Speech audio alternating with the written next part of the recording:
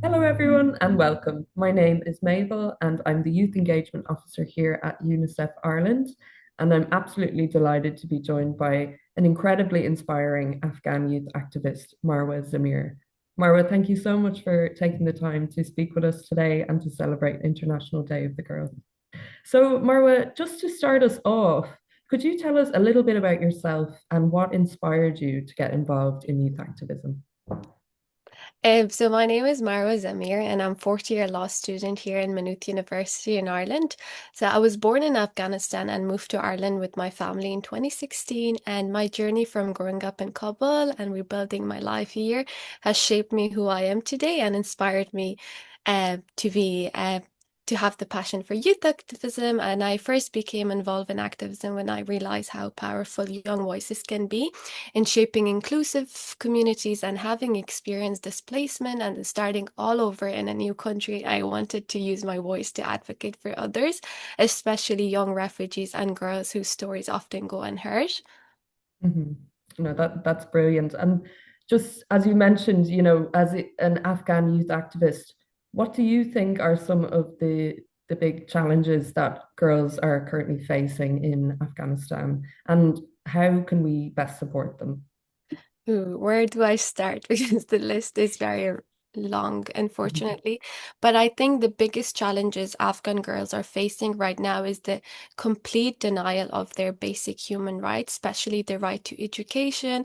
Since the Taliban returned to power, girls have been banned from attending secondary school and university, meaning an entire generation is being deprived of learning and opportunity. And according to UNICEF, around 1.5 million girls are currently like banned from secondary school and higher education, and that's the largest exclusion of girls from education anywhere in the world.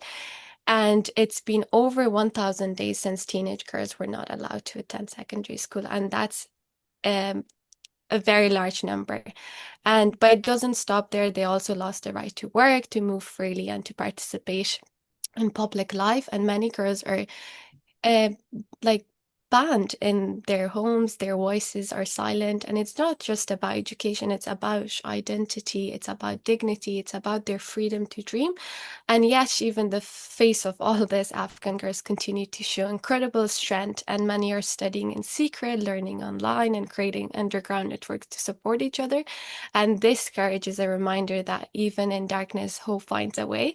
And to truly support them, I think the international community needs to go beyond statement of sympathy, and we need proper actions. That means amplifying their voices, supporting Afghan lead initiatives, listening to their voices, and most importantly, we must listen to Afghan girls themselves because they're not victims, they're in their circumstances, but leaders who know what they need. And our role is to stand beside them, not to speak over them. So thank you, Marwa. And just, this year's International Day of the Girl is all about celebrating girls' leadership, girls' power. So we just wanted to know, what does girl power mean to you? I mean, for me, girl power is about resilience, courage, and the ability to create change, even the face of hardship. I recently watched a film called Navi, and it's about child marriage, and it mentioned that every 3 seconds a girl is forced into marriage.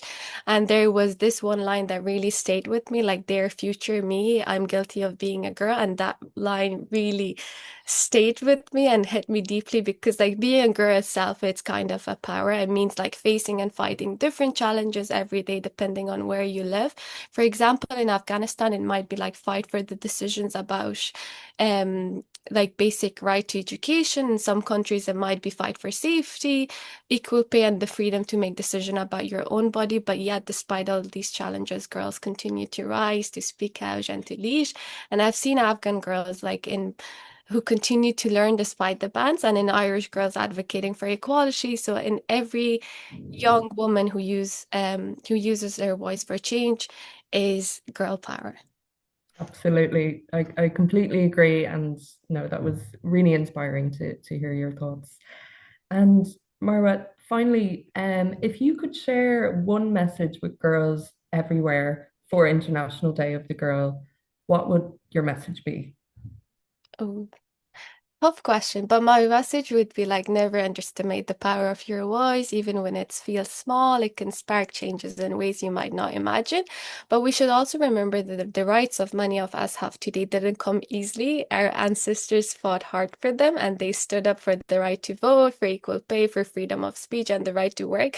So, like, these courage change history, and that should give us hope because their action created lasting change, and then ours can too. And like every time we speak up, organize, or support one another, we're continuing that legacy. And don't wait for permission to lead. Your story or your experience or your perspective matter deeply, whether you're standing up for your rights, helping your community, or simply believing in yourself. I think that's all leadership. So every girl who feel unseen or unheard, know that you're enough and that dreams are valid and the future is truly us. Absolutely, absolutely. Marwa, that was incredible. Thank you so much for taking the time to speak with us today and for inspiring us. I feel very, it's been very special to talk to you today. So thank you so much for taking the time